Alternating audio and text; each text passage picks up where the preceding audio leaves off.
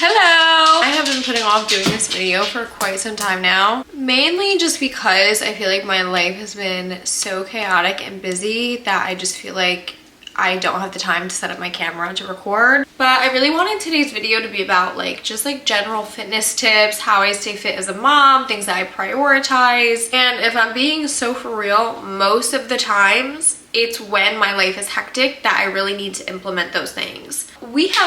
It's Friday. We have a very busy weekend and just a super busy next couple weeks, so I figured I'll take you along for a few days, give you some pointers when things come up, and just show you how I stay fit and prioritize my health, my wellness, my nutrition as a mom. Those of you that are new here, my name is Nicole. I'm a certified personal trainer. My husband and I are raising 5 little ones, so it does indeed get wild in this house. I just got off a call for a coaching consultation and I'm starving, so I have something prepped in the fridge. I'm just gonna heat that up real quick.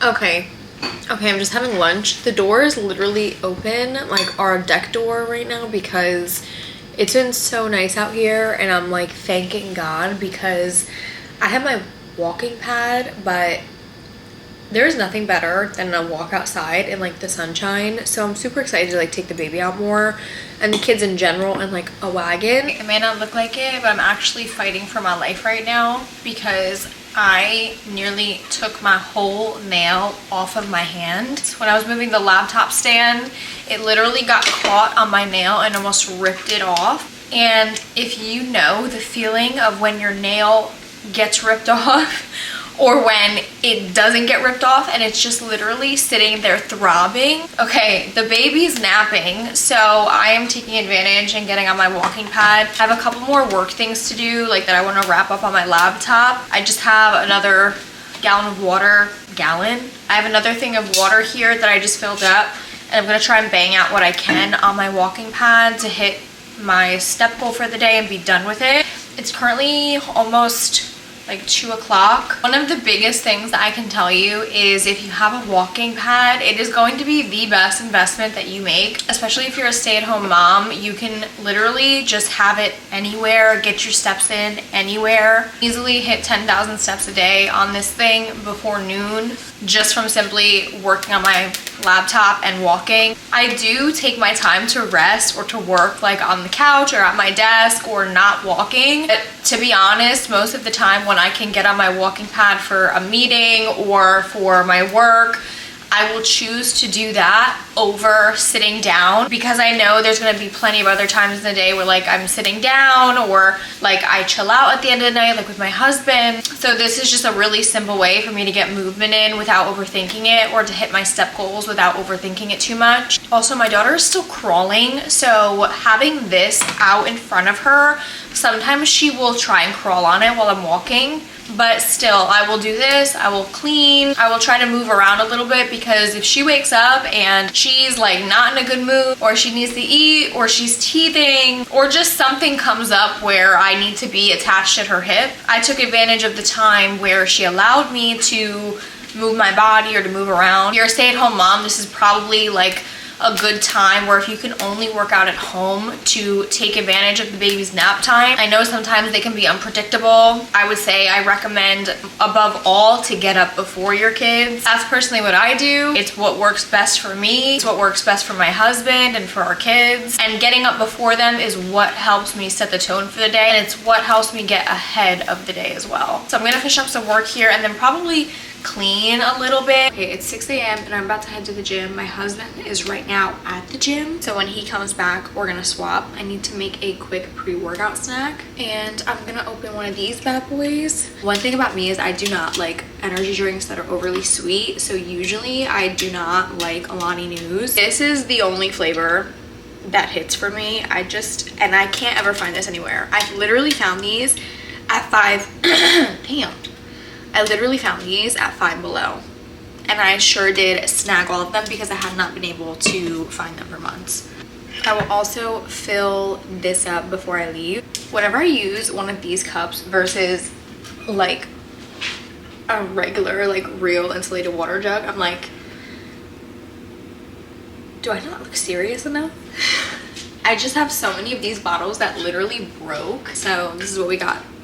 I just realized that you may not know my background in fitness. They haven't really spoken about it much. My background, like with postpartum, having babies, like how I got into fitness, how I got to where I am today. Because I always feel like I hear that people that are into fitness were like always athletic and always sporty, and that was not me. I did play sports, if you can call it that, but I was never really like into like the gym. I wasn't really into like, you know, competitive like cheer, competitive like volleyball, anything like that. So the first time that I actually got into like physical activity was when I started lifting weights. And if we're fast forwarding to like 2019, so right before COVID. All right, let me back up a little bit. I was always into the gym, like maybe from like 2017, 2016-ish, up to 2016 to 2019. I was pretty much like learning what it was you shouldn't do in the gym. I was like trying all these like fad diets. I was like not really eating a lot, like at all, like 1,200 calories, 1,000 calories a day. I didn't know what protein like did for my body. I didn't know how much protein I should be consuming. I wore those like sweat vests, like the sweat belts that like you put around your stomach, and they're supposed to like make you lose stomach fat, which does nothing, by the way. So I was pretty much like not in a good place when it comes to working out or like what I should actually be doing. I did start like lifting weights, but it wasn't anything serious. It was like just kind of playing around with like dumbbells and playing around with like a couple machines. I didn't really know anything else. Is this gonna thicken anymore? This peanut butter got so like thin. Okay, so fast forward to 2019. My dad died very unexpectedly on my birthday.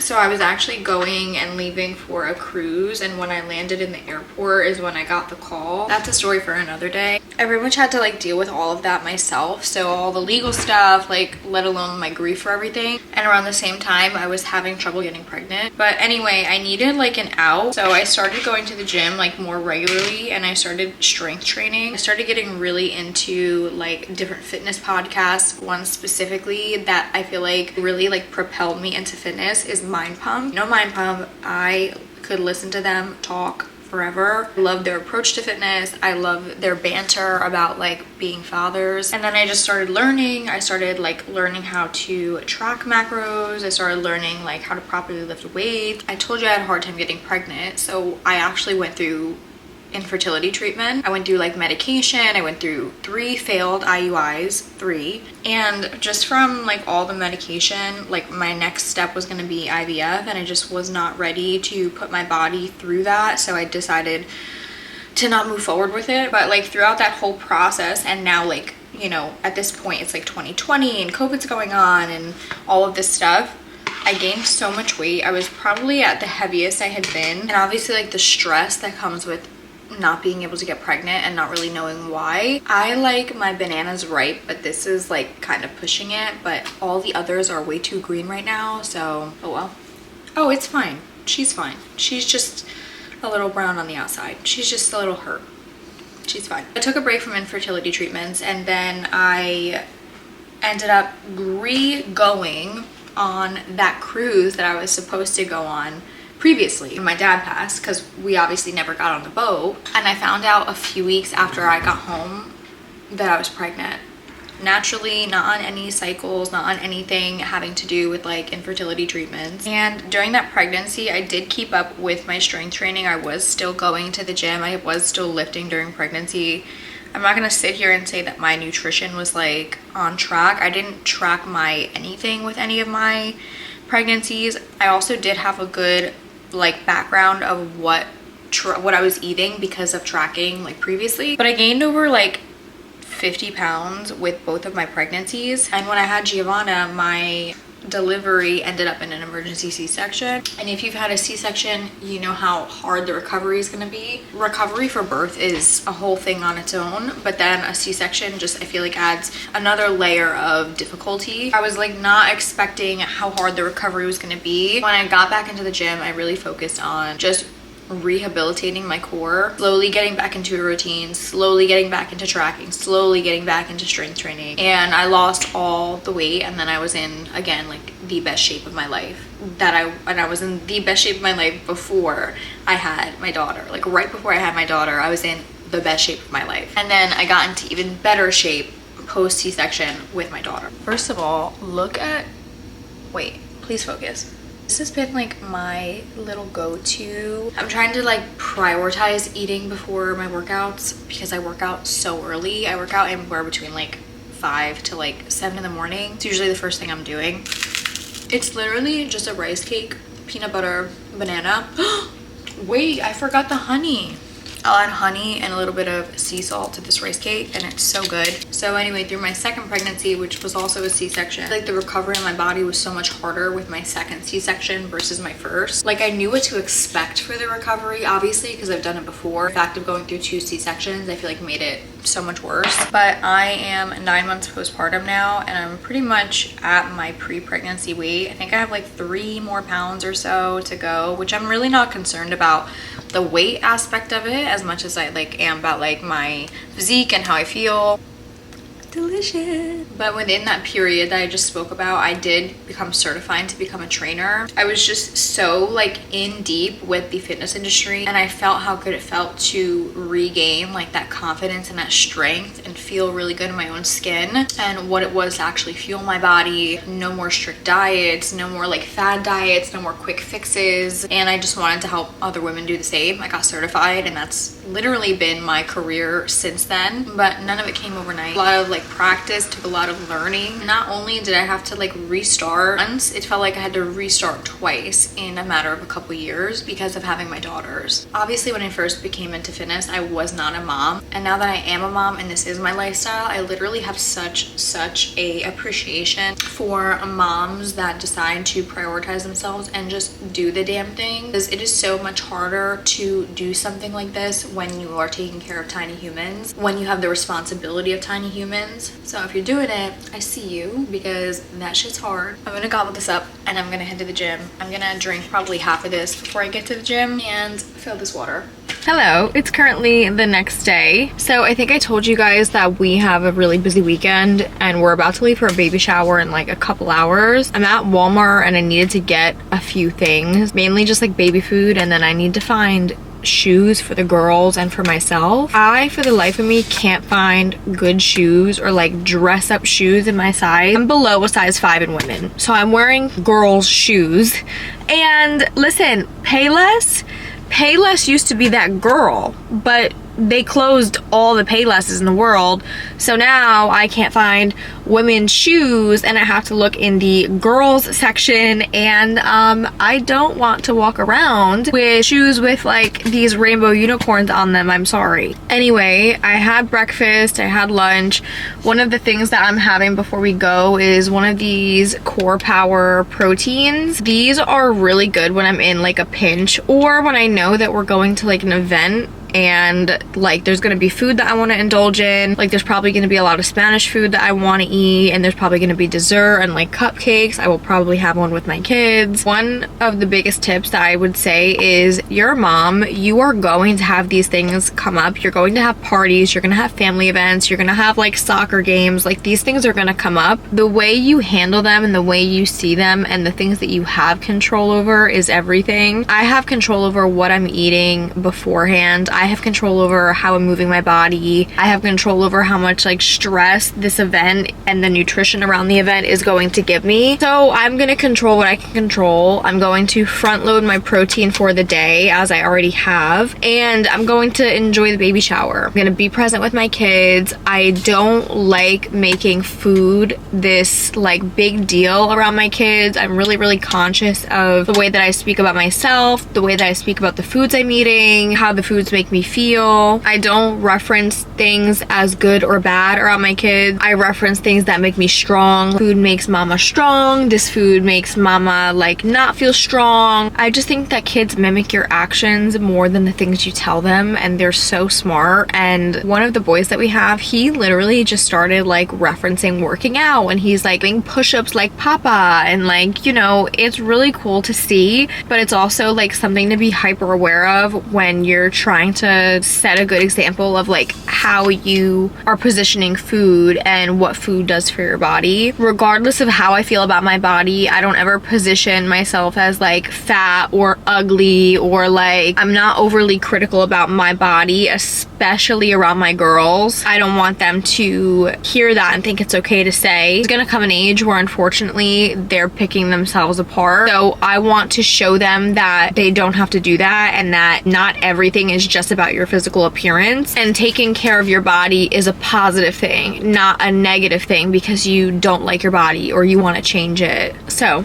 again, I'm gonna have one of these core powers. I'm gonna get my errands done, and then later on when all the kids and stuff are going out and we're all going out, I'm going to enjoy my food without guilt. More times than not, I have control over my meals. So when you have things like that going on, front load your protein during the day, and then when the next day comes, don't let your bad eating or your like enjoyment of these moments just trickle into the next day, and then the next day, and then the next day. That's where I see a lot of people like get into rut, is when you're letting one bad day turn into a bad week, and then a bad 2 weeks, and then a bad month, and then a bad few months, and you're just like going in this spiral. It's okay to indulge and to be present, to enjoy moments. You know, get back to your normal routine the next day. Get back to your normal routine after the vacation. Like, don't just let it spiral out of control, because that's when you start to see these big 180 turns that you have to make. I'll talk to you guys soon. Okay, I'm back home. I'm literally just having beef and rice. I just got home from a workout, and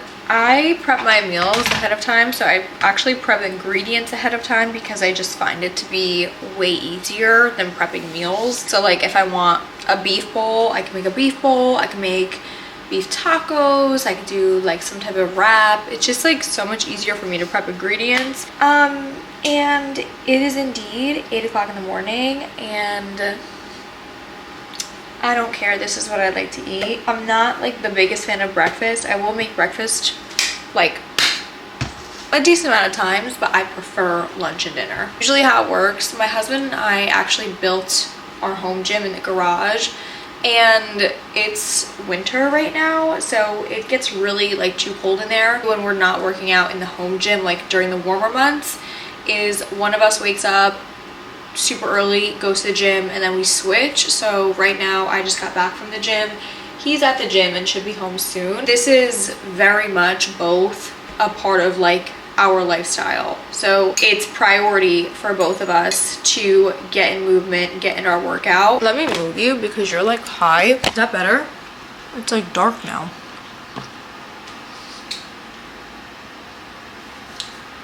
We have like 4 lights out in our kitchen. Like I was saying, he goes earlier, sometimes I go earlier, but whoever goes first, we just swap when they get back. Whoever goes first usually has the responsibility of like getting the kids up and ready, because by the time someone else goes, they're already awake. But the reason that I bring this up is because I think it is so important to have a partner or someone in your life that is also on the same page as you or has the same goals as you. Maybe not exact, but just values living a healthy lifestyle, showing your kids that you want a healthy lifestyle. That is the reason we're able to make these things priority and make these things work, is because we are both very supportive of this lifestyle, of showing our kids these habits, of implementing them in their lives. I mean, my husband and I literally met in the gym, so I can imagine if you are with someone or you're around people that just don't have the same goals as you, or eat out all the time, or eat really unhealthy, or don't care to work out, don't care to move their body, don't care to make any changes, that it can be super, super difficult. So I think that's why we're able to make it work so well, is because we both share those values and share those goals. You're surrounded by people, whether it's friends, family, partners, and they're not supportive of the journey you're on, or they don't care enough to grow within themselves. You have to live in your body. You have to look in the mirror every day. You have to feel the way you do every day. You're the only one that has to do that. So if you're going to let someone else dictate how you feel, that's a problem. Right now, I'm also just finishing my water from this morning. I only have a little bit left. I usually finish one of these like before I come home. And just finishing my Celsius from this morning. This flavor is really good, the Celsius flavor. It's peach, mango, and green tea.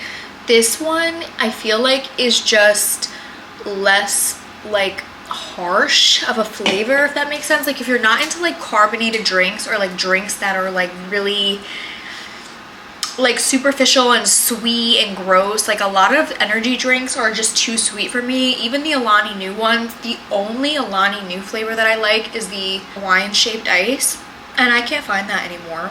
It's gone. Don't know where it's at. Every other flavor to me is way too sweet. I think it's nasty. Celsius is like all around, every time hits the nail on the head. Like I just cannot take an overly sweet energy drink, and this is it. Celsius is the way to go. I am going to be wrapping up this video from my natural habitat here. I am currently on my walking pad just trying to finish up some work. The girls are behind me. They have toys and Bluey is on. We have to leave here in a little bit, so I'm trying to front load my work and my steps because I know we'll be sitting in the car most of the day. But to end this video, the biggest thing I can tell you is to aim for progress, not perfection. Don't get caught up on every day being perfect. Your nutrition is not always going to be perfect. Your workouts are not always going to be perfect. You're going to have days where your kids are sick. You're going to get sick. You're going to have events. You're going to have birthday parties. You're going to have holidays. And if you have kids, don't compare your journey to other people that don't have kids. Don't compare your journey to anyone who does have kids. Your lives are not the same. The more that you get away from the fact that everything needs to be perfect for you to make progress, the quicker you will make progress. Always aim for progress, not perfection. Thank you for sticking along to this video. It was a bit unorganized, and I will see you next time. Bye!